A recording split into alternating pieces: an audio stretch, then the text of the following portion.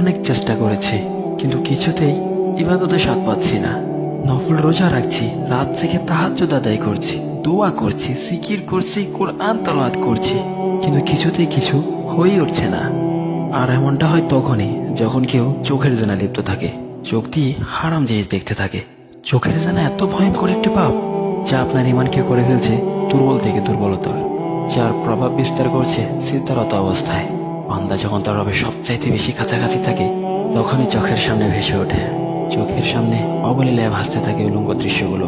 মহান রবের এতটা কাছাকাছি থেকেও নিজেকে আবিষ্কার করতে হয় রবের নাফরমানিতে।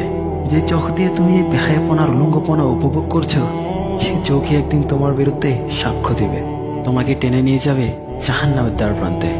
তাই নিজেকে ভালো কাছে ও ভালো চিন্তায় ব্যস্ত রাখতে হবে, অন্তরে আল্লাহ ভীতি জাগ্রত করতে হবে। কখনো খারাপ চিন্তা আসলে মাথায় রাখবেন, আল্লাহ সুবহানাহু ওয়া তাআলা সবকিছু দেখছেন, ফেরেশতাগণ সবকিছু লিখছেন, আর আপনার কৃতকর্মের হিসেব আপনাকে অবশ্যই দিতে হবে। ভিডিওটি ভালো লাগলে একটা শেয়ার করে দেবেন, আর আপনার যদি মনে হয় এই কথাগুলো আপনার কোনো পরিচিত ব্যক্তি শোনা উচিত, তাহলে অবশ্যই তাকে একটা মেনশন দিয়ে যাবেন। ফি আমানিল্লাহ। আবার আমাদের একতরফা কথা হবে নতুন কোনো ভিডিওতে। ভালো থাকবেন। আসসালামু আলাইকুম রহমতুল্লাহ।